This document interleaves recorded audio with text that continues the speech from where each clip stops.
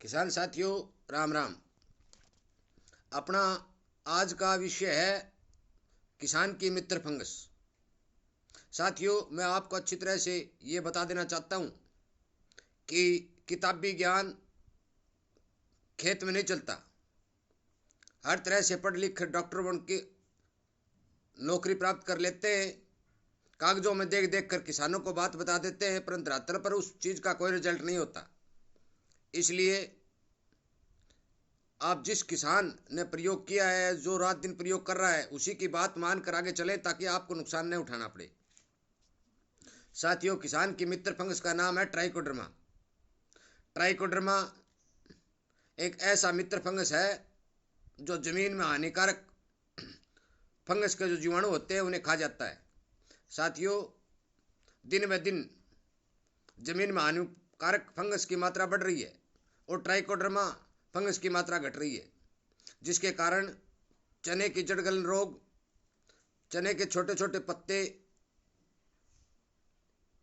जलकर गिर जाना, नरमा में उकटा रोग आ जाना, गेहूं में निमाटोड रोग आ जाना, ये सब हानिकारक फंगस के काम हैं।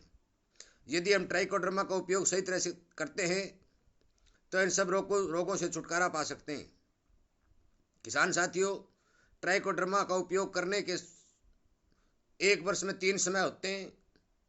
पहला समय होता है, हम 11वें महीने की 15 तारीख से लेकर पूरे 12वें महीने में इसका उपयोग कर सकते हैं, जो कि हम सरसों की पहली कोर के साथ ट्राइकोडर्मा डाल सकते हैं। दूसरा, पूरी फरवरी ट्राइकोडर्मा का प्रयोग गेहूं में किया जा सकता है। और तीसरा, जब बरसाती सीजन हो तो नरमा में किया जा सकता है।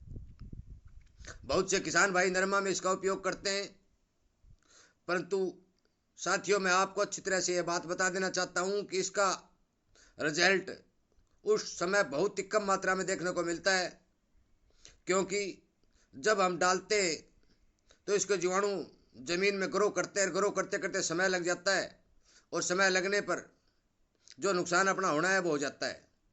इसलिए नरमा में उखड़ा रोग रोकने के लिए, और नरमा के ऊपर हम गेहूं की बुआई करते हैं तो गेहूं में निमाटोड रोग रोकने के लिए इसका आप यदि 11वें महीने की 15 तारीख से लेकर पूरे 12वें महीने में उपयोग करते हैं या फिर फरवरी में उपयोग करते हैं तो इसका बेहतर रिजल्ट देखने को मिलता है और किसान को बड़ा फायदा होता है। साथियों, बाजार में हर तरह से ट्राइकोडर्मा की बिक्री की जाती है, परंतु ये ध्यान रखने योग्य बात है कि ट्राइकोडर्मा को यदि 30 डिग्री तापमान से ऊपर में रखा जाएगा तो उसमें ट्राइकोडर्मा फंगस खत्म हो जाएगी। इसलिए आप इस बात का ध्यान रखें कि अपने नज़दीक की लैब से खरीदें या अपने किसी किसान भाई द्वारा तैयार किया गया ट्राइकोडर्मा लें।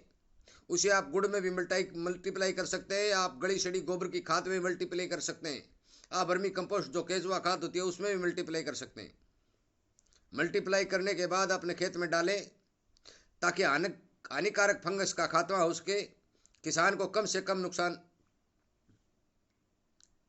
उठाना पड़े। साथियों, ट्राइकोडर्मा के साथ साथ एक सुडोमोनास फंगस भी आता है, वह भी खेत में बड़ा कारगर होता है, परंतु ट्राइकोडर्मा का रिजल्ट सबसे बेहतर माना गया है। इसलिए मेरा आप सभी साथियों से अनुरोध है कि अब सही उचित समय आने वाला है, आप ट्राइकोडर्मा का उपयोग अपने खेतों में जरूर करें।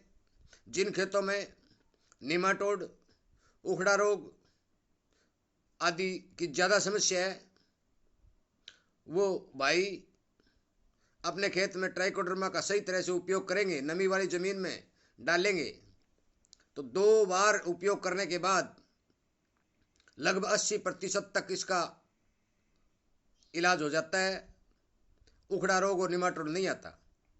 वैसे तो इसे 3 साल का पीरियड माना गया है। यदि 3 साल तक किसान लगातार प्रयोग करता है तो उसका खेत स्वस्थ हो जाता है, क्योंकि उसमें ट्राइकोडर्मा फंगस की मात्रा बढ़ जाती है, जिससे हानिकारक फंगस खत्म हो जाती है, क्योंकि ट्राइकोडर्मा फंगस उसे खा जाती है और उसका खात्मा होना फिर शुरू हो जाता है।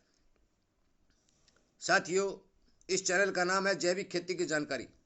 वैसे तो सारी खेती जैविक की होती है, मैं जैविक और रासायनिक खेती दो नाम दिए गए, इस पर एक अलग से वीडियो बनाऊंगा क्योंकि ये नाम क्यों दिए गए। परंतु एक वीडियो बहुत ज़्यादा लंबा होने के कारण मुझे वीडियो को विराम देना पड़ता है। कृपया करके यदि मेरे द्वारा दी गई आपको ये जानकारियाँ अच्छी लगे तो आप चैनल के साथ जुड़े, अपने दोस्तों को शेयर करें ताकि हर किसान जागरूक हो और उसे कम से कम नुकसान का फ़ायदा उठाना पड़े। साथियों, ट्राइकोडर्मा लेने के लिए आप सिरसा में एक लैब है, उससे भी संपर्क कर सकते हैं, अपने एडीओ साहब से भी संपर्क कर सकते हैं। वैसे ट्राइकोडर्मा हम भी तैयार करते हैं, परंतु हमारे पास इतना बहुतायत मात्रा में ट्राइकोडर्मा नहीं है कि हम आप तक वो ट्राइकोडर्मा दे सकें। इसलिए किसी बड़ी लैब से संपर्क करके सही चीज़ ही खरीदें और अपने खेत में इस्तेमाल करें, ताकि जो मैंने आपको रोग ये बताए हैं ये ज़मीन में ज़्यादातर बढ़ते जा रहे हैं, इनसे आपको छुटकारा मिल सके। धन्यवाद।